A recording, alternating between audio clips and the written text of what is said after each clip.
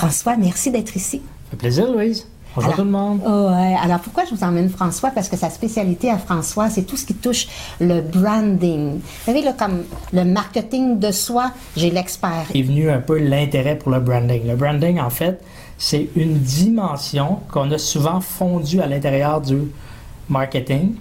Mais le marketing, c'est la mise en marché de ton produit, mais aussi de ta marque. Le branding, c'est l'art de développer sa marque.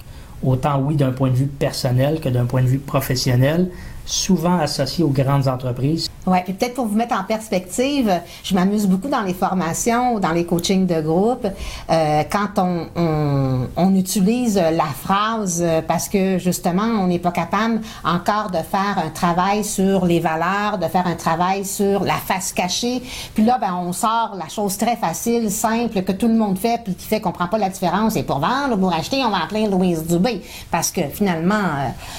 on dit ce qu'on a à dire, mais est-ce qu'on a vraiment dit quelque chose? Donc, François, ce que tu es en train de me dire, c'est que toi, tu vas en arrière de l'expression facile qui dit rien, mais pour se distinguer, on va faire un travail pour capable de se différencier. Bien, ce que je me pose souvent, oui, c'est correct de se concentrer sur les valeurs, mais moi, j'aime beaucoup travailler avec les pourquoi. Qu'est-ce qui t'enracine?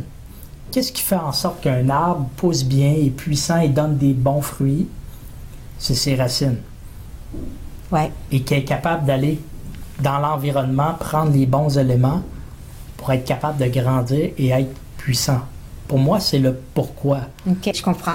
Puis comment est-ce que tu peux, si on prend nos courtiers immobiliers qui nous écoutent ici, comment est-ce qu'on peut les prendre en considération de par leur statut, puis de dire, moi, en formation, je vais leur dire, t'es le produit, fais comme si, exemple, j'ai le verre ici, c'est toi, je dois te packager, te mettre sur une tablette, puis là, maintenant, tu dois te distinguer, tu dois te positionner, c'est toi qu'on doit choisir.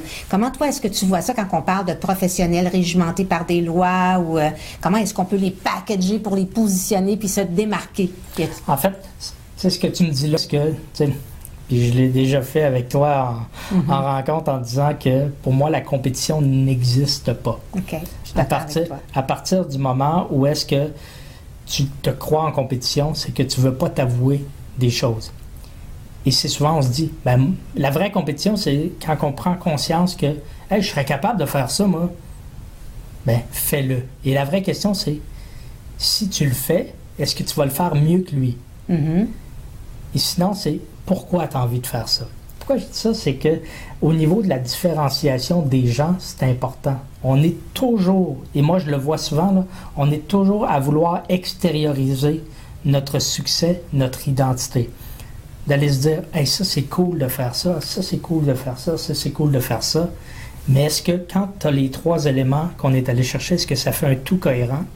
Si la réponse est non, c'est impossible d'avoir du succès avec ça. Okay. Moi, ce que je mets au travers de ça, c'est de dire chacun a sa place, peu importe le secteur d'activité dans lequel il évolue. Si on ne prend pas le temps de se déposer et de penser à un processus logique, parce qu'avant que les technologies existent, ou quoi que ce soit, c'était de la relation d'affaires. Du branding, il s'en faisait avant même que les technologies existent. Ouais. Le marquage, le vrai marquage qui était le branding, c'est pour ça qu'on fait référence à un logo, c'est à partir du moment où on dit « Hey, moi, j'adhère à cette marque-là et je veux que tout le monde le sache, que ce sac de farine-là, il vient de tel cultivateur plutôt qu'un autre. » OK. Et c'est de dire, on s'associe à ça. Ouais. Mais c'est au même titre pour les courtiers, c'est de dire, moi, je suis fier que je fais affaire avec ce courtier-là, que ma maison a été vendue par cette personne-là, que c'est une personne de confiance, et là, je suis prête à le référer, toutes les personnes. Parce que oui, c'est beau, c'est un processus, vous avez toutes les ressources pour maîtriser ce processus-là, mais à compétence égale, qui qu'on veut choisir, c'est pas mal quelqu'un pour qui c'est clair pour lui. Mm-hmm. À partir du moment que c'est clair pour lui, qu'est-ce que ça fait pour ton client? Il est en confiance. Dans le cas des agences dans lesquelles vous travaillez, ils vous fournissent des canevas, des approches stratégiques qui vous permettent de dire, ça, c'est l'encadrement, c'est le 4e étape. C'est de dire, ça, c'est l'encadrement de ma marque. Quand je vais là, je suis à côté. C'est définir ton terrain de jeu. Parfait. Au travers de ça. Et eux vous mènent un cadre. Est-ce que ça ne veut pas dire de ne pas le dépasser, ce cadre-là?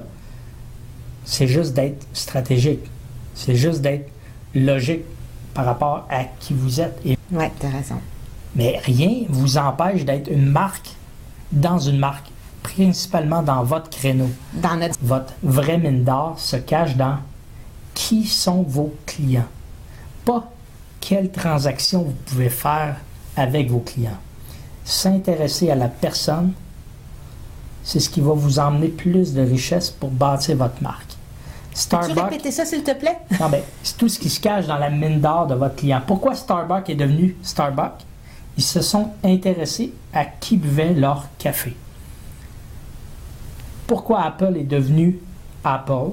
Du moins, celui qui a emmené des gens à défier le statu quo, c'est qu'ils se sont posé la question sur qui n'achetait pas les IBM à l'époque ou les PC. Ils se sont mis à développer des ordinateurs pour eux. Ouais. Et ne pas négliger la mine d'or du client qui vous aide à bâtir votre marque. Ouais. C'est soit qu'on impose la marque ou on invite notre client à faire partie de notre marque et que les deux grandissent ensemble.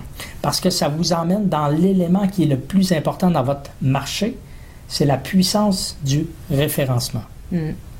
Exact. À partir du moment que la personne elle a acheté qui vous êtes, peu importe la bannière dans laquelle vous êtes, achète la personne avant d'acheter tout ce qui vient avant. Oui. Tellement important, tellement important. Tu sais,